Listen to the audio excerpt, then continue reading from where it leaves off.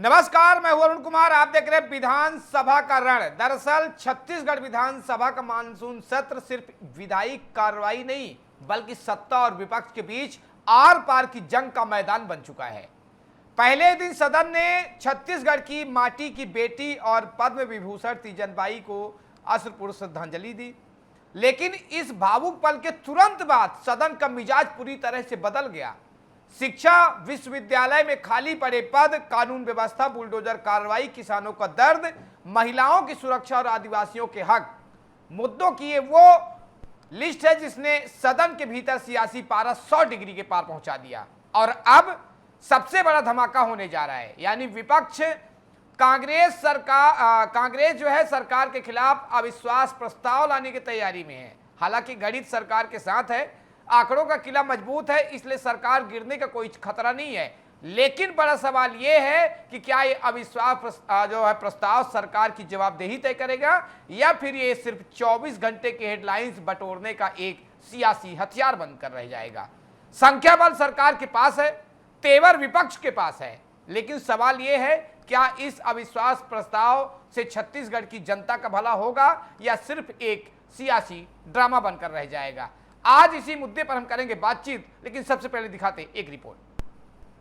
Monsoon सत्र की शुरुआत बेहद भावुक माहौल में हुई। पद्म विभूषण तीजनबाई को पूरे सदन ने नम आंखों से याद किया। मुख्यमंत्री विष्णुदेव साय ने कहा कि तीजनबाई ने छत्तीसगढ़ की लोक संस्कृति को दुनिया के नक्शे पर चमकाया, तो वहीं नेता प्रतिपक्ष डॉक्टर चरणदास महंत ने उनके योगदान को ऐतिहासिक बताया। सम्मान में सदन की कार्यवाही 5 मिनट के लिए स्थगित रही, लेकिन यह शांति तूफान से पहले की खामोशी थी। श्रद्धांजलि के ठीक बाद शुरू हुआ सवालों का तीखा दौर। अपनी ही सरकार को घेरते हुए भाजपा विधायक लता उसेंडी ने कोंडागांव के शहीद महेंद्र कर्मा विश्वविद्यालय में बीएड-डीएड कोर्स शुरू न होने और खाली पड़े पदों पर सीधे सवाल दाग दिए। उच्च शिक्षा मंत्री टंकराम वर्मा ने डैमेज कंट्रोल की कोशिश की, टास्क फोर्स और 13 कॉलेजों में तैयारी का हवाला दिया, लेकिन असली सियासी अखाड़ा तो अब सजेगा। विपक्ष के तीखे तरकशों के बीच सत्ता पक्ष यानी भाजपा भी ढाल और तलवार लेकर तैयार है। भाजपा का सीधा पलटवार है कि विपक्ष के पास कोई ठोस मुद्दा नहीं है, तो वो सिर्फ राजनीति की रोटियां सेक रहा है। लेकिन इस बार का पेच दिलचस्प है। इस सत्र में कुल 1033 सवाल गूंजने वाले हैं और चौंकाने वाली बात यह है कि सवाल सिर्फ विपक्ष ने नहीं बल्कि सत्ता पक्ष के अपने विधायकों ने भी पूछे हैं। यानी मुख्यमंत्री विष्णुदेव साय को सिर्फ विरोधी खेमे से ही नहीं बल्कि अपनों के अपनों वाले सवालों से भी निपटना होगा। अब सबकी नजरें टिकी है अविश्वास प्रस्ताव पर। आखिर भले इस प्रस्ताव को गिरा दे, लेकिन सदन के भीतर होने वाली बहस यह साफ कर देगी कि कौन जनता के असली मुद्दों पर गंभीर है और कौन सिर्फ सियासी अंक गणित का खेल खेल रहा है। मानसून सत्र भी शुरू हुआ है, लेकिन सियासत का पारा पहले ही दिन चढ़ चुका है। एक तरफ सरकार विकास और उपलब्धियों का दावा कर रही है, तो दूसरी तरफ विपक्ष जवाबदेही और जनहित के सवाल उठा रहा है। अब देखना होगा कि सदन में बहस जनता की समस्याओं का समाधान तलाशती है या फिर सत्ता और विपक्ष की राजनीतिक जंग तक ही सीमित रह जाती है। मोहम्मद मिश्रा की report, T news plus, Raipur, Chhattisgarh. तो मानसून सत्र के महाभारत में हम करेंगे बातचीत करने के लिए हमारे साथ बीजेपी से निशिकांत पांडे जी हैं। सर, आपका बहुत बहुत स्वागत है। विनय शुक्ला जी हैं कांग्रेस से, सर आपका भी बहुत बहुत स्वागत है। और डॉक्टर आर.के. शुक्ला जी है, राजनीतिक विशेषज्ञ, सर आपका भी बहुत बहुत स्वागत है। तो निशिकांत जी, शुरुआत आपसे करेंगे क्योंकि सरकार और सत्ता आपकी है। निशिकांत जी, विपक्ष कानून व्यवस्था और विकास पर सवाल उठा रहा है। क्या आंकड़े और सरकार के फैसले इन आरोपों की हकीकत खुद बयां करते हैं? अरुण जी, आपको और दोनों बड़े भाई को समझाना। देखिए, अविश्वास प्रस्ताव की जब हम बात करते हैं तो जिसके पास जो रहता है वो देता है या लगाता है। जनता के बीच में कांग्रेस के प्रति अविश्वास, कांग्रेस में कांग्रेस के प्रति अविश्वास, तो उनके पास अविश्वास है तो वो लगाने का प्रयास करें। लेकिन महत्वपूर्ण विषय क्या है? गुप्ता जी, देखिए, संख्या बल के आधार पर ही विधानसभा या लोकसभा में अविश्वास प्रस्ताव लाए जाते हैं, लेकिन अंधकार के भय दिखाकर टोर्च बेचने का जो ये प्रयास है कांग्रेस पार्टी का, मुझे लगता है इसमें कहीं ना कहीं ये मुंह दिखाएंगे। महत्वपूर्ण विषय है। विधानसभा का पटल जो है उसका इस्तेमाल जनता के आशा आकांक्षाओं के अनुरूप काम करने के लिए जो प्रश्न है, जो बेहद बृहद रूप से अगर कोई प्रश्न आते हैं, वो प्रश्न विधानसभा में उठा के जनता के हित के कार्य को करना चाहिए, ना कि समय को नष्ट करना चाहिए। एक महत्वपूर्ण गाने का लाइन है कि वक्त बर्बाद ना करे बिन बातों में। बिन बात से ये आता है कांग्रेस पार्टी के पास अगर मुद्दा है तो मुद्दा लेके आए। अविश्वास प्रस्ताव मुद्दा हो सकता है क्या? जब संख्या बल में भारतीय जनता पार्टी की सरकार है, स्थिर सरकार है, वहां पे कांग्रेस पार्टी जानबूझ के विधानसभा को अस्थिर करने का प्रयास करे। मेरा मानना है कि 90 के 90 विधायक जनता के हित की चर्चा वहां करे, सवाल करे, सख्त से सख्त सवाल करे, जवाब ले माननीय मंत्री से। लेकिन अविश्वास प्रस्ताव समय का वेस्टेज ऑफ टाइम है, ऐसा मेरा मानना है। विनय जी, संख्या बल आपके साथ नहीं है, फिर अविश्वास प्रस्ताव जनता के लिए है या सिर्फ राजनीतिक संदेश देने के लिए? सबसे पहले तो आपको, आपके दर्शकों को और साथी पैनलिस्ट को नमस्कार करता हूं। ये समय से पहले तिलमिलाहट है। भारतीय जनता पार्टी सभी मुद्दों पर फैल हो चुकी है। आपको ये बता दूं, शिक्षा, स्वास्थ्य, बेरोजगारी, नकटी ग्राम में आप देख ही रहे हो, कानून व्यवस्था देख ही रहे हो, बच्चों का जो पढ़ाई लिखाई का जो स्कूलें हैं उसको देख ही रहे हो, जर्जर स्थिति में है। तो सरकार सारी तरफ से फैल है। सबसे बड़ी समस्या किसान और बिजली की है। कांग्रेस पार्टी अविश्वास प्रस्ताव इसलिए ला रही है कि जनता के मुद्दे हैं और सरकार का तानाशाही रवैया है। इसके चलते आपको ये बता दूं, भाजपा के साथी प्रवक्ता बड़े खुश हो रहे हैं कि संख्या बल नहीं है। मैंने अभी 2 दिन पहले एक डिबेट में और कहा कि जिस सरकार के विधायक अपने ही सरकार पर अगर आरोप लगाएं तो ये समझे कि वो विधायक खुश नहीं है। दूसरी बात आपको ये बता दूं, भारतीय जनता पार्टी के 8 से 10 विधायक कांग्रेस के संपर्क में है। अगर बात अविश्वास प्रस्ताव की अगर हम बुलंदियों से कर रहे हैं तो कहीं ना कहीं कुछ कमियां भारतीय जनता पार्टी के विधायक में है, इसलिए वो हमारे ओर बिल्कुल ध्यान दे रहे हैं। मुझे लगता है कि छत्तीसगढ़ में भारतीय जनता पार्टी का जो अहंकार है, जो घमंड है और जो तानाशाही रवैया है, हिटलर शाही रवैया है, उसको बहुत जल्दी ब्रेक लगने वाली है। क्योंकि जनता समझ चुकी है कि ये सरकार जनता का नहीं है। जो राजधानी में क्राइम हो सकता है, जो राजधानी में खुलेआम बच्चों को सोशल मीडिया में धमकाया जाता है कि अगर हमारे ऊपर कोई आरोप लगाए तो हम उसको 302 के तहत चाकू मार मार कर हत्या कर दें, ऐसे वायरल वीडियो जो हो रहे हैं राजधानी में, तो इसका मतलब यह है कि शासन की कहीं न कहीं नाकामी है और कानून व्यवस्था इतना बिगड़ा हुआ है कि आज के दिन में जनता बहुत परेशान है और अपने महत्वाकांक्षाओं को दूर करने के लिए भारतीय जनता पार्टी अहंकारी हो गई है। इसलिए कांग्रेस पार्टी जनता के मुद्दे के साथ सदन में, जहां पे बहुत बड़ा मुद्दा है, हम अविश्वास प्रस्ताव लाके सरकार को गिराने का काम कर रहे हैं। जी शुक्ला जी, क्या अविश्वास प्रस्ताव आज लोकतांत्रिक जवाबदेही का माध्यम है या केवल राजनीतिक शक्ति प्रदर्शन? क्या लगता है आपको? देखिए, सर्वप्रथम तो विधानसभा जो सत्र होते हैं वो है ना लोकतंत्र का मंदिर है जी। और जो सत्र आयोजित किए गए हैं वो सरकार की परीक्षा होती है। अब ये सरकार की मंशा पर निर्भर करता है कि क्या वो एक अच्छे छात्र की भांति जिसने साल भर पढ़ाई की हो, वो परीक्षा हाल में जाके सिर्फ प्रश्नों पर ध्यान देता है या बेमतलब का होहल्ला करता है। क्योंकि इस विधानसभा सत्र में हमारे विधायकों ने 1033 सवाल पूछे हैं। अब सरकार को उन 1033 सवालों का जवाब देना है। अगर सरकार ने पिछले 6 महीने में काम किया है तो उसके पास जवाब होगा, तो अगर उसने काम नहीं किया है तो सरकार का प्रयास होगा कि एन के प्रकरण जैसे भी हो विधानसभा सत्र स्थगित हो जाए या उस दिन की कार्यवाही स्थगित हो जाए। अब दूसरा सवाल आता है कि जो कांग्रेस पार्टी अविश्वास प्रस्ताव लाई है, ठीक है, क्योंकि अंक गणित कांग्रेस के पक्ष में नहीं है, वरना उनकी सरकार होती। तो मुझे नहीं लगता कि अविश्वास प्रस्ताव लाने से सरकार की सेहत पर कोई असर पड़ना है। लेकिन हाँ, अविश्वास प्रस्ताव के माध्यम से अगर सकारात्मक चर्चा होती है तो निश्चित रूप से प्रदेश की जनता का भला होगा और साथ ही साथ जिन विधायकों ने प्रश्न पूछे हैं उनको भी प्रोत्साहित करना चाहिए। स्पेशली जो हमारी बीजेपी की विधायक है लता उसेंडी जी, उन्होंने अगर अपने क्षेत्र से संबंधित समस्याएं उठाई हैं तो हम उसको ऐसा क्यों लेते हैं कि भाई ये सत्ता पक्ष के जो है विधायक भी संतुष्ट नहीं है। नहीं जी, प्रश्न उठाना इसका मतलब है कि वो जनप्रतिनिधि जागरूक है। अब सरकार का कर्तव्य है कि वो चाहे जनप्रतिनिधि पक्ष का हो चाहे विपक्ष का हो, उस जनप्रतिनिधि के क्षेत्र से संबंधित जो भी समस्याएं हैं उसका सहानुभूतिपूर्ण तरीके से सरकार शीघ्र से शीघ्र समाधान करे। क्योंकि एक जनप्रतिनिधि का जो है ना जवाब यही है, पहले अपने क्षेत्र के मतदाताओं के प्रति है, बाद में पार्टी के प्रति आती है। तो मुझे नहीं लगता कि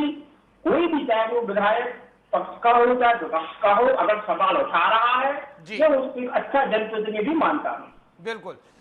निशिकांत जी, विपक्ष हर मुद्दे पर सरकार को घेर रहा है। अब कांग्रेस आरोप तो लगाई रही है, लेकिन समाधान और हिसाब, विकास का जो है हिसाब मांग रही है। बिल्कुल अरुण जी, जितना हिसाब मांगना है पूरी ताकत से मांगे, शक्ति से मांगे। हिसाब देने के लिए हम बैठे हैं और हमारी जिम्मेवारी है हर एक विधायक के प्रश्नों का जवाब देके जनता के हित के लिए हमको कार्य करना है, सबका साथ सबके विकास के माध्यम से। लेकिन जो हमारे बड़े भाई कह रहे थे, लाइटर नोट पे बात कहना चाहूंगा, लाइटर नोट पे, कि एक बार तो आपके सर पे बाल आने की संभावना हो सकती है, लेकिन ये जो 10 विधायक वाली बात आपने कही कि आपसे संबंध बना रहे, आपके अपने वाले आपसे संबंध बनाने को तैयार नहीं है साहब। बाहर तो छोड़ दीजिए, जो आपके साथ है वो तो लाख लेके जा रहे हैं, कई भाजपा में, कोई आम आदमी पार्टी में, कोई सपा में, कोई बसपा में। साहब आप हमारे विधायक को नजर रख रहे हैं, देखिए कहीं संख्या घट मत जाए पूछते विधानसभा। दूसरा महत्वपूर्ण से जनता की आशा आकांक्षाओं के अनुरूप काम करना सभी का दायित्व 90 विधायक का। अभी हम न पक्ष है न विपक्ष, हम 90 जन सेवक के रूप में काम कर रहे हैं। तो अगर जनता के लिए आपने कुछ समस्या उठाई है उसकी चिंता करनी चाहिए और प्रदेश की सरकार सुशासन के माध्यम से लगातार प्रयास कर रही है। लाल आतंक से मुक्त हुआ, माफ करेंगे मैं कांग्रेस प्रवक्ता से पूछना चाह रहा हूँ एक बात, कि लाल आतंक से जब बस्तर मुक्त हुआ, वहीं आपके शहर से जो विधायक है वो हिडम्मा को अपना रोल मॉडल मान रहे साहब। आप कल्पना कीजिए क्यों और कैसे नक्सल यहाँ पनपा और इतने 4 दशक तक यहाँ चला। आदरणीय शुक्ला जी इस बात से सहमत नहीं होंगे, लेकिन बड़े प्लेटफॉर्म से आपका विधायक कहता है कि हिडम्मा उनका रोल मॉडल है। विनय शुक्ला जी, शर्म भी आती है आप लोग को कि ऐसे लोग कांग्रेस पार्टी में हैं। कभी आप आतंकवादियों का समर्थन करते हैं, कभी नक्सलियों का करते हैं, कभी टुकड़े गैंग का करते हैं। क्या कारण है? देश में या प्रदेश में राजनीतिक मुद्दा एकदम खत्म हो गया है, ये मानते हैं आप बात को? क्योंकि प्रदेश की सरकार 2.5 साल में जिस तेजी से, और जो हमने कहा था, चाहे महतारी वंदन की बात कही थी, साय दिया, चाहे 3100 रुपया एक मुश्त खरीदी की बात कही थी, साय दिया, लाल आतंक से मुक्त करने की बात कही थी, लाल आतंक मुक्त हो गया बस्तर हमारा। तो आप किस बात की परिकल्पना कर रहे हैं? बिजली की बात कर रहे हैं, क्राइम रेशियो की बात कर रहे हैं, एनसीआरबी का आंकड़ा क्या कहता है, बेरोजगारी की बात कर रहे थे आप। आदरणीय शुक्ला जी से पूछता हूँ, पिछले 5 साल आपने 0.1% बेरोजगारी का भाव हमारे मुंह पे मारा है, तो आज किसको आपने एसपी, कलेक्टर और पटवारी बना दिया, जिसको हमने सस्पेंड कर दिया? जब प्रदेश में बेरोजगारी थी नहीं, तो आज बेरोजगारी का मुद्दा आदरणीय शुक्ला जी कैसे उठा रहे? मेरा प्रश्न स्पष्ट है, काम और दुर्भावना की राजनीति से बाहर आइए, अन्यथा जो 34 बच्चे हो ना आप लोग, वो भी नष्ट हो जाएंगे। प्रदेश की जनता की भूमिका बहुत महत्वपूर्ण होने जा रही है इस बार, क्योंकि बस्तर साफ हो रहा है, क्राइम खत्म कर रहे हैं। आज कमिश्नरी प्रणाली क्यों लागू किया? उसी क्राइम व्यवस्था को ठीक करने के लिए कमिश्नरी प्रणाली लागू किया, जिससे क्राइम कम हुए। आप प्रश्न पूछिए आदरणीय गृह मंत्री जी से, स्पष्टता से जवाब आएगा। हम भी चाहते हैं कि आपके मुंह पे दस्तावेज के हिसाब से डॉक्यूमेंट दिया जाए, क्योंकि आप लगातार न 0.1% का आंकड़ा, एनसीआरबी का आंकड़ा, सीएमआई का आंकड़ा हमें 5 साल मारते रहे हैं शुक्ला जी। हम ऐसा नहीं कर रहे, हम एक्ट करके प्रदर्शित करते हैं कि हमारा प्रशासन जो है काम कर रहा है, हमारी सरकार जो है काम कर रही है, और हर व्यक्ति के लिए अंत्योदय के भाव से आखिरी व्यक्ति तक पहुंचने का प्रयास हमारी सरकार का है, चाहे केंद्र की योजना हो चाहे प्रदेश की योजना हो, उसमें हम सहाय काम करें। शुक्ला जी, विनय जी, आप अविश्वास प्रस्ताव ला रहे हैं, क्या कुछ रणनीति है? क्या कोई विधायक वगैरह ले रखे हैं क्या आप लोग? कांटेक्ट वगैरह हो गया है? और अगर सरकार नहीं गिरनी तो क्या ये अविश्वास प्रस्ताव जो है आपका सिर्फ मीडिया के सुर्खियों पर तोड़ने की रणनीति तो नहीं है कहीं? देखिए, मैं सबसे पहले तो बता दूं कि मीडिया में बनने का या रहने का या बिखरने का हमको कोई जरूरत नहीं है। हम जनता के मुद्दे को साथ में लेके चलने वाले कांग्रेस के कार्यकर्ता हैं। मेरे भाई ऋषिकांत दुबे जी ने बहुत अच्छी बात कही। जो पार्टी राम भगवान के नाम से चंदा चोरी करती है, जो पार्टी के मुख्यमंत्री अपने भाषण में या स्टेटमेंट देते समय प्रदेश अध्यक्ष को मुख्यमंत्री बताती है, और जो पार्टी के प्रधानमंत्री न्यूजीलैंड में जाकर बीफ भारत के दूसरे नंबर को बताती है, ऐसे लोगों से बात करने में हमको शर्म आती है। सबसे पहले तो ये देश के इतने चंदा चोर हैं कि इनको टीवी पर भी नहीं बैठना चाहिए, और कांग्रेस पार्टी के ऊपर आरोप लगाती है। दूसरी बात ये कहना चाहता हूं, इनके प्रधानमंत्री का स्टीम फाइल में नाम है। शुक्र करो कि अभी अपने तथ्यों को छुपाने के लिए ये हमसे बहसबाजी करते हैं। मैं तीसरी बात कहना चाहता हूं, देखिए, इनको जो अपने विधायकों पर बहुत ये है सम्मान है, इनके 8 से 10 विधायक इनके पार्टी से बहुत नाखुश हैं और ये निरंतर संपर्क में है। लेकिन कांग्रेस पार्टी जो है अपने सिद्धांतों के हिसाब से चलने वाली पार्टी। विनय जी, अब विधायकों के संपर्क होने, विनय जी, विधायकों के संपर्क होने का दावा किया तो नाम भी ले लीजिए। पूरे छत्तीसगढ़ की जनता देख रही है आपको, ये तो सोने पे सुहागा है। नाम भी ले लीजिए, कौन कौन जाने वाला है। हम लोग भी ब्रेकिंग चलाएंगे भाई। आपकी बात से समर्थन हूं, लेकिन समय आने दीजिए। समय जब अविश्वास प्रस्ताव का आएगा, तो जब वोटिंग होगी तो आपको पता चल जाएगा। मैं आपको ये बताना चाहता हूं, हमारे छत्तीसगढ़ की जनता जो है गरीब है, आदिवासी है, इनको जो आवश्यकता है बिजली की, पानी की, जो शिक्षा की, स्वास्थ्य की, इस सरकार पूरी तरह नाकाम है। देखिए, मुद्दे को भटकाने के लिए सरकार हमेशा कुछ न कुछ उपाय बनाती है। मैं तो जब से चंदा चोरी हुई है तब से भारतीय जनता पार्टी के एक प्रवक्ताओं का विश्वास करना बंद कर दिया हूं, क्योंकि जो राम भगवान, जो भगवानों के नाम से चंदा लेते हैं, अगर शुक्र कीजिए यही काम कांग्रेस का कोई और कर देता तो इन लोग पूरे भारत देश में आंदोलन कर देते। लेकिन कांग्रेस पार्टी का सिद्धांत गरीबों के साथ खड़ा होना है, चंदा चोरी करने का नहीं है, झूठ बोलने का नहीं है। जो मुख्यमंत्री अपने कागज से पढ़ते पढ़ते ये बोल दे कि हमारे प्रधान मुख्यमंत्री जी हैं, किरण देव साहब उनके बाजू में थे जब इनका संपर्क चल रहा था। दूसरी बात, जब इनका अलग अलग संगठन का एक कार्यक्रम चल रहा था, उसमें अपने लोगों को ये कहना कि हमारे जो अंदर की बात है उसको पान ठेले और होटल पे ना बोलिए। वो तो मतलब मुख्यमंत्री जी की विनय जी मानवीय चूक है, बोलते बोलते किसी से भी हो जाता है, हम लोग से भी कभी कभी हो जाता है। ऐसा नहीं है? निशिकांत जी जवाब दीजिए। देखिए, आदरणीय शुक्ला जी ने एक बात कही कि भाजपा ने चंदा चोरी की राम मंदिर। अब मुझे लगता है कि इस बात पे हंसू करो, क्योंकि किसी एक व्यक्ति का, भारतीय जनता पार्टी या कोई व्यक्ति का लेना देना राम मंदिर के चढ़ावे से नहीं। ये सत्य बात है, दुर्भाग्यपूर्ण चीज है। और जो भी होगा, लोकसभा सदन में प्रधानमंत्री जी ने कहा है, लोकसभा सदन में प्रधानमंत्री जी ने उस ट्रस्ट का 15 लोगों का नियुक्ति किया है, जो सारे के सारे भाजपाई हैं, जो सारे के सारे आरएसएस हैं, काफी वरिष्ठ हैं। मैं समझ गया, जनता को मूर्ख मत समझिए। जो राम मंदिर का दर्शन आस्था के साथ ले जा रहे थे, आप उस राम मंदिर का वैल्यू ही खत्म कर दिए, भगवान का वैल्यू ही खत्म कर दिए। ऐसे लोगों से क्या बात करना? नहीं करना है बताओ, टीवी डिबेट से बाहर निकलो। फिर क्या बैठे हो? तो ना हम कौन बोलते हैं कि हमको आप रखिए? अगर आप चंदा चोरी कर रहे हो और उसके बाद सीना चोरी करते हो, तो कौन कहता है कि आपसे हम बहसबाजी करें? आप देश की जनता को लूटने लगे हो, हैं, चोरी करने लगे हो, यही आपका धर्म है। भगवान के नाम से क्या कर रहे हो आप?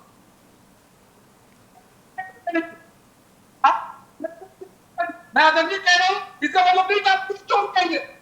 आपके होता है पहले मुझे मेरी बात रखने दिया आराम से। मैं कह रहा हूँ उसके बाद जीपी हाई करते हैं। बीना जी एक एक करके बात सुन लेते हैं। बीना जी एक एक करके बात सुन लेते हैं, डिबेट का मतलब निकल पाएगा। ऐसे डिबेट का मतलब नहीं निकल पाएगा। जी निशिकांत जी जवाब दें। मैं यही कह रहा हूँ, जो भी व्यक्ति इसमें दोषी होगा उसको उल्टा टांग दिया जाए जी, किसी को बख्शा नहीं। लेकिन सबरीमाला में जी इतना पैसे का चोरी हुआ, डकैती हुआ, इसकी सरकार थी और कोई क्यों से चा नहीं किया। क्या करेंगे मालूम? ये राम भक्तों पे गोली चलवाने वाले लोग आज फर्जी राम भक्त बन के घूम रहे। काल्पनिक राम से राम मंदिर की चंदा चोरी पे खड़े हो रहे लोग, पूरे देश और दुनिया के लोग जानते हैं कि ये राम भगवान के खिलाफ 17 वकील कोर्ट में खड़ा करते थे। ठीक है, फिर भी चंदा चोरी हुई तो उसको, चढ़ावा चोरी हुई है उस पर कार्रवाई चले। दूसरा, इन्होंने कहा इनके प्रधानमंत्री, आपके प्रधानमंत्री कौन है? बहुत महत्वपूर्ण सवाल है। यही मंशा है और का जो अभाव है ना, इस कारण कांग्रेस पार्टी ट्रक में गई है। आपका प्रधानमंत्री कौन है? आपका प्रधानमंत्री कोई पाकिस्तान में बैठा है क्या? आपको इतनी भी समझ नहीं है क्या कि आप अपने देश के प्रधानमंत्री को बोलते हो कि इनके प्रधानमंत्री हैं? आपके लिए अलग से प्रधानमंत्री चुने गए हैं क्या? देश के द्वारा चुने गए हुए प्रधानमंत्री को आप इनका प्रधानमंत्री। विनय जी हम शुक्ला जी के पास जाएंगे, आप जल्दी जवाब दे दीजिए, प्रधानमंत्री आपके हैं या नहीं, आप यही बता दीजिए। निशिकांत जी के सवाल ये देखिए, देश के प्रधानमंत्री है और देश के हम नागरिक हैं जी, और देश के प्रधानमंत्री को पढ़ा लिखा होना चाहिए, अनपढ़ टाइप बात नहीं करना चाहिए। न्यूजीलैंड में जाकर बोलते हैं कि हमारा देश विश्व का 2 नंबर का बीफ बेचने वाला देश है। ऐसे कोई प्रधानमंत्री होते हैं जो देश को, देश का नुकसान और इज्जत खराब करते हैं? पढ़े लिखे प्रधानमंत्री होना चाहिए। ठीक है, देश के प्रधानमंत्री हमारे भी राहुल गांधी है। कायदे में बात करो आप, आपके पास नेता भी है, हमारे पास भी जवान है। अगर अनपढ़ बोल रहे तो राहुल गांधी से बड़ा अनपढ़ कोई नहीं है देश में। चलिए, आरोप प्रत्यारोप का दौर चलता रहेगा। हम डॉक्टर आर के शुक्ला जी के पास चलते हैं। शुक्ला जी, सदन में 1033 सवाल लगे हैं, क्या ये स्वस्थ लोकतंत्र की निशानी है या बढ़ते राजनीतिक टकराव का संकेत है? क्या लगता है आपको? नहीं, देखिए, मैंने शुरू में ही कहा था कि ये सरकार की परीक्षा होती है विधानसभा सत्र, क्योंकि उस सत्र में 1033 सवाल आने वाले हैं।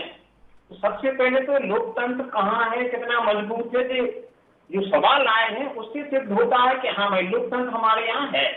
अब उस परीक्षा को सरकार कैसे पास करती है, ये सरकार की मंशा पर निर्भर करता है। अगर सरकार ने काम किए होंगे, 6 महीने में काम किया है, तो वो अपना लेखा जोखा आके सदन में देगी।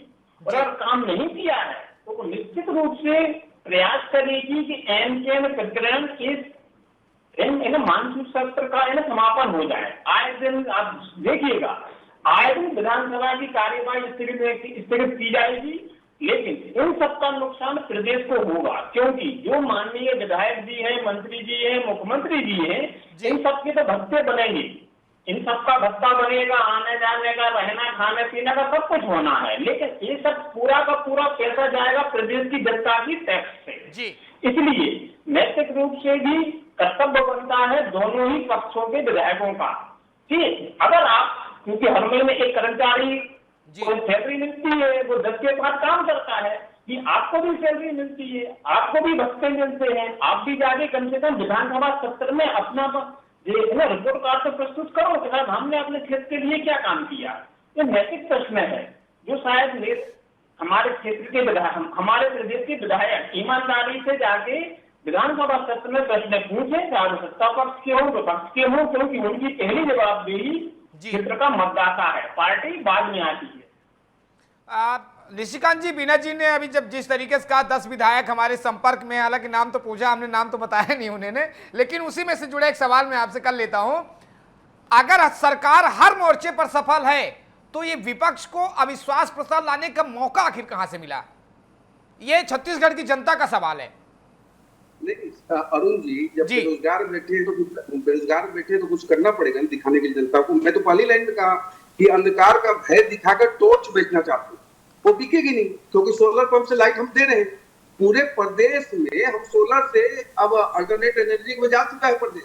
कांग्रेस पार्टी जो चिंता करे, मुझे लगता है कि उनकी जो 34 संख्या है वहां पहुंचते पहुंचते 24 ना हो जाए, क्योंकि इनके यहाँ टूटने और बिकने की परंपरा जैसा वो सो करते हैं, हमारे यहाँ तो नहीं है। लेकिन महत्वपूर्ण विषय है जो आदरणीय शुक्ला जी करे थे, ये 5 दिन का ये जो समर है, यहाँ पे जनता के लिए, जनता के टैक्स से विधानसभा चल रहा है, तो जनता के प्रति कर्तव्यों का निर्वहन करते हुए जो भी समस्याएं हैं, जो भी आपको योजनाओं में कोई दिक्कत आती है, प्रदेश की जनता के प्रति कोई सवाल है, उसको पटल पे रखिए, ना कि अपनी खोखली राजनीति को जिंदा करने का प्रयास कीजिए, क्योंकि चुनाव अभी नहीं है। चुनाव होगा 2028 में। अभी तो आपके जनता के मुद्दे, क्योंकि 90 विधायक जो है जनसेवक के रूप में काम कर रहे हैं। अभी भारतीय जनता पार्टी या कांग्रेस नहीं है। जब चुनाव आएगा तो दोनों के संगठन चुनाव लड़ेंगे। अभी तो आपको जन सेवा के भाव से आगे आके जो समस्या है जो विषय है उसको पटल पर रखिए और सख्ती से रखिए। मैं बोलता हूँ कि जितनी ताकत से आप बात रखेंगे उतना ही इस देश का, इस प्रदेश का भला होगा। प्रदेश की जनता के लिए काम तो करने का शुरुआत कीजिए। आप क्या कह रहे हैं कि हम अविश्वास प्रस्ताव ला रहे हैं और 10 विधायक हमारे साथ हैं। मुझे आदरणीय शुक्ला जी, मैं बड़ा ईमानदारी से बात कर रहा हूँ, 10 का 10% भी आपके साथ नहीं, आपके खुद के विधायक आपके साथ नहीं। साहब क्या हो रहा है आपके संगठन में, आप देख भी रहे हो। दीपक वैद साहब बाबा को दिल्ली भेज रहे, आप दिल्ली चले जाओ, आप दिल्ली चले जाओ। बाबा बोल रहे कि हमको वो बनना है प्रदेश अध्यक्ष। वहां भूपेश बघेल पंजाब में बैठ के बोल रहे गुड्डे गुड़िया खेल ली है प्रदेश अध्यक्ष बनना। कैसे चल रही आपकी कांग्रेस पूरे देश में, उसका आकलन या मूल्यांकन कभी करते हो आप? 125 साल पुरानी की पार्टी के पास 99 सांसद है, क्या कारण है? पूरे देश के राज्यों में आपकी सरकार हुआ करती थी, 3 राज्य में सरकार है, क्या कारण है? कभी तो इंट्रोस्पेक्ट करो साहब। नेतृत्वहीन कांग्रेस, दिशाविहीन कांग्रेस और कोई विजन नहीं, विदाउट विजन कांग्रेस पार्टी आज यहाँ है। इस कारण क्योंकि न नेतृत्व करता है, न मुद्दा, कोई मुद्दा बचा हुआ है, सिर्फ ढोल बजाना है। जब कोई बात नहीं, हम मुद्दे पे ही निशिकांत जी आपके ही सवाल से मैं उनसे सवाल कर लेता हूं, आप ही के जवाब से। आप मुद्दा पूछ रहे तो बीना जी बताइए मुद्दा, जिन मुद्दों पर आप सरकार को लेकर घेर रहे हैं, क्या आपके पास समाधान भी है? कोई ठोस रोड मैप है कि बस आरोप है, आरोप ही आरोप है? देखिए, मुद्दा तो मैं पहले आपको बता दूं, बिजली का मुद्दा है। दूसरा मुद्दा किसान का है, किसान का बीज और खाद का मुद्दा है। तीसरे महंगाई का मुद्दा है, बेरोजगारी का मुद्दा है, स्वास्थ्य का मुद्दा है, शिक्षा का मुद्दा है और सबसे ज्यादा है कानून व्यवस्था की। मेरे साथी प्रवक्ता ने बहुत अच्छा अपनी बातें तो रखी, लेकिन उनको ये समझ में नहीं आता कि बात और कागज से योजना निकाल देना और बातों से अपने आप को गर्म करके बीपी हाई करके अगर किसी को प्रताड़ित करना, ये बहुत बड़ी बात नहीं है। देखिए, चिल्लाकर बोलना हमें भी आता है, लेकिन जो मुद्दा है, जिस मुद्दे में हमको बात करना है, उस मुद्दे को आपको बताना चाह रहे थे। कांग्रेस पार्टी उन मुद्दे को लेकर सदन में है जो मंदिर है छत्तीसगढ़ का, जो बात किया जाता है अपने मुख्यमंत्री से कि आप जो व्यवस्था बनाए हो वो बहुत गलत है। इस व्यवस्था को लेकर हमारे नेता प्रतिपक्ष आदरणीय चरणदास मान जी ने ये विश्वास जताया है कि प्रदेश की जो जनता है वो बहुत तकलीफ में है और उनको आप ठगने का काम कर रहे हैं, तो हम आपको आईना जरूर दिखाएंगे। रही बात ये बोल रहे हैं कि हम अलग अलग हमारे बाबा और दिल्ली और ये इस टाइप की बात कर रहे हैं। मैं आपको एक छोटा सा उदाहरण दे दूं कर्नाटक की। यही 7 विधायक कर्नाटक के भारतीय जनता पार्टी के अपने ही पार्टी से बगावत करके कांग्रेस के गुट में नॉमिनेशन किया, जिससे कांग्रेस के प्रत्याशी जीते। ये कर्नाटक की बात बता रहा हूं। दूसरी बात ये इनको बताना चाहता हूं, राजनीतिक पार्टी है, राजनीतिक पार्टी अपने अपने कर्मों से अपने अपने उम्मीद को लेकर आगे बढ़ती है। जब हम आपका विश्वास प्रस्ताव लेने का जो प्रस्ताव रखा है, उसका कारण यह है कि आप इस प्रदेश में फैल खा गए हो, आप मुद्दे से भटक चुके हो, आप अहंकारी हो चुके हो। आपके जो कार्यकर्ता और नेता ना तो कार्यकर्ता से मिलते हैं और नेता अपने गुमान पे है, चरम पे है। देखिए, अरुण साहू जी ने 6 अधिकारियों को सस्पेंड कर दिया।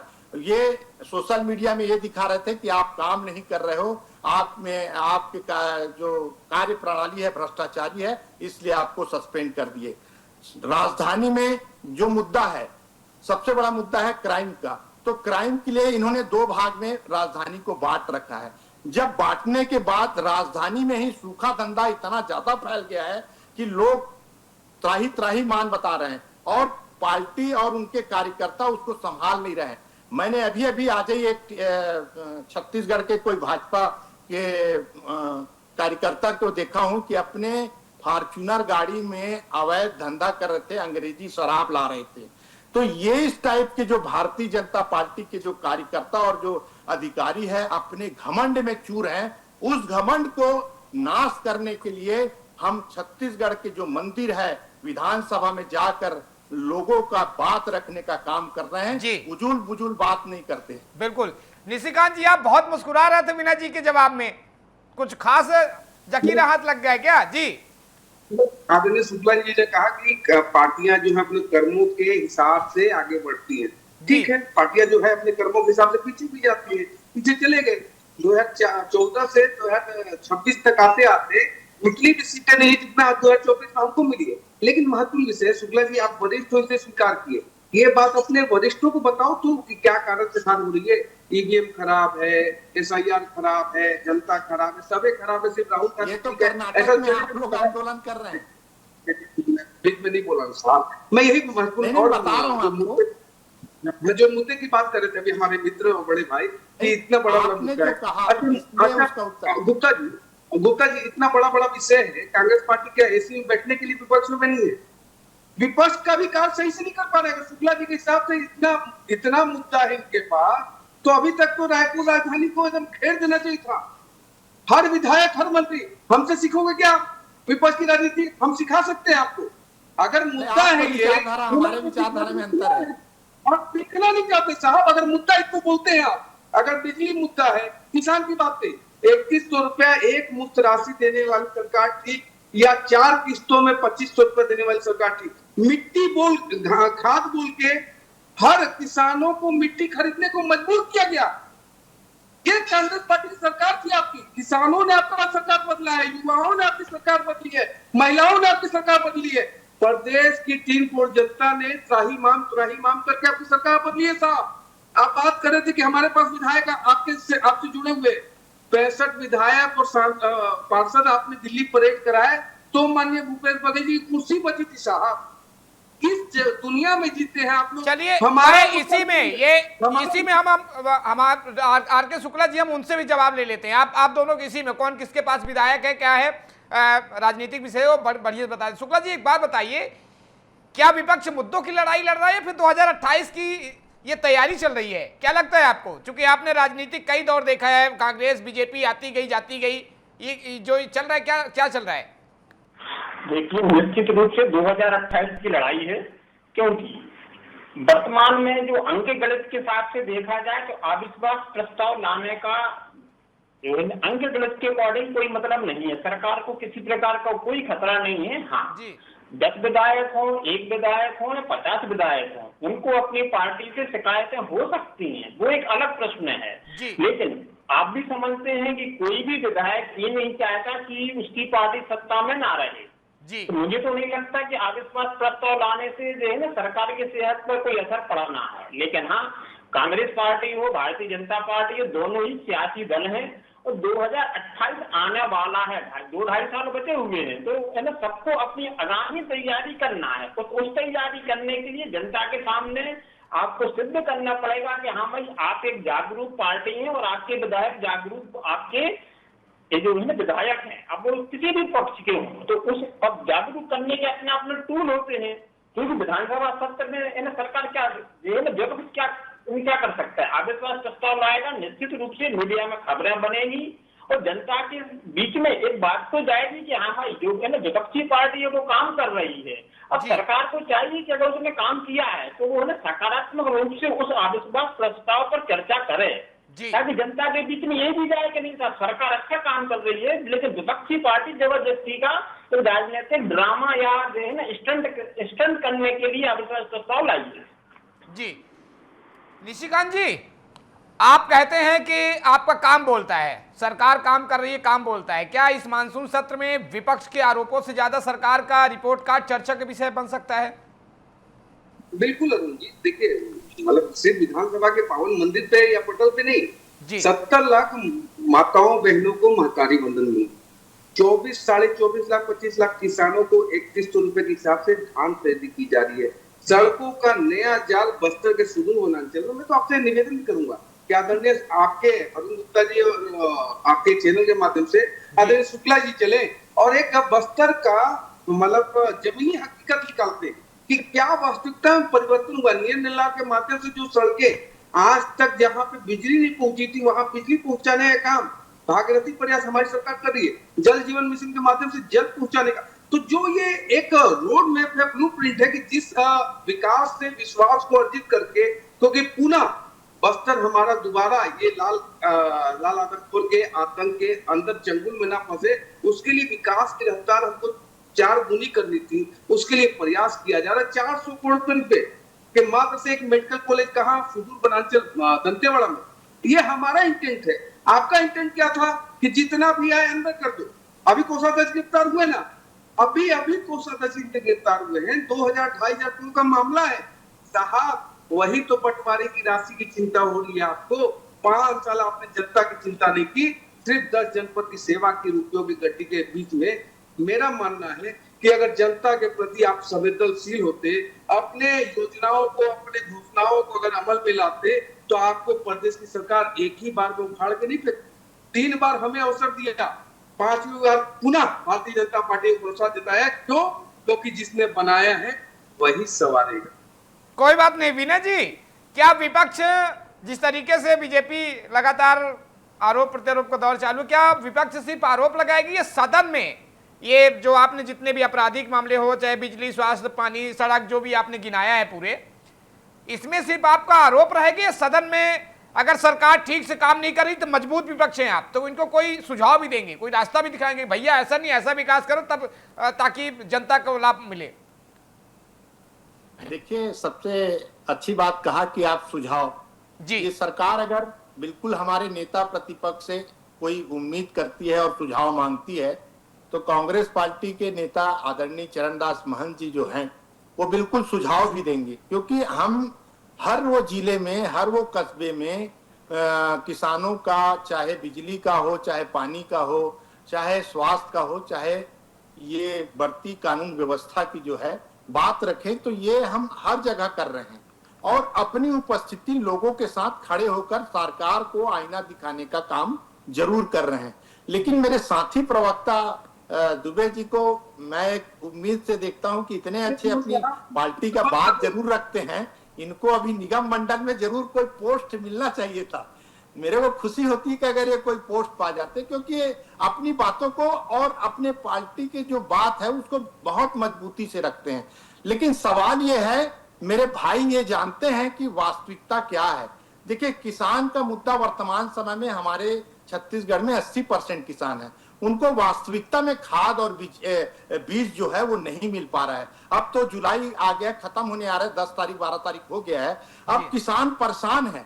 अभी तक के चलो आज आएगा, कल आएगा, परसों आएगा, ऐसा सोचते थे, लेकिन अभी तक नहीं आया। दूसरी आपको महत्वपूर्ण बता दूं, महत्वपूर्ण बात यह है कि जो किसानों को 3 HP से 5 HP तक का मोटर सरकार फ्री दिया करती थी, चाहे वो रमन सरकार हो, चाहे हमारे भूपेश सरकार जी हो, चाहे वो अभी की सरकार, लेकिन वर्तमान सरकार में ये सरकार वो 3 और 5 HP के मोटर में विनय जी टीवी स्क्रीन में ही दिखा रहा है, निशिकांत जी पूरा भरपूर खाद भंडार ये दिख रहा है सामने, पूरा टीवी स्क्रीन में ही दिखा दिए। देखिए, मैं आपको फिर से बता दूं, आप एक बहुत अच्छे पत्रकार हैं और आप ये बात को समझते हैं कि कागज में भारतीय जनता पार्टी का योजना पूरा भरा हुआ है और उसमें 10 से 10% देते हैं। लेकिन ये अहंकारी सरकार ये नहीं समझती, अगर सलाह ले लो और नेता प्रतिपक्ष से बैठकर बात कर लो कि हमारी कमियां को आप बताइए, तो हमारे जो नेता है वो बिल्कुल बताएंगे। वो ऐसा नहीं करेंगे कि आप हमारे दूसरे पार्टी के हैं तो हम नहीं थे। छत्तीसगढ़ की जनता को जितनी सुविधा मिलनी चाहिए हम उनके साथ हैं। आप खाद की समस्या दूर कर दीजिए, बिजली बिल की समस्या दूर कर दीजिए, स्वास्थ्य दूर कर दीजिए, कानून व्यवस्था जो बिगड़ी हुई है उसको सुधार लीजिए। हम आपके साथ सिर्फ हाँ में हाँ मिलाएंगे, क्योंकि आप सरकार अच्छा चला रहे हो।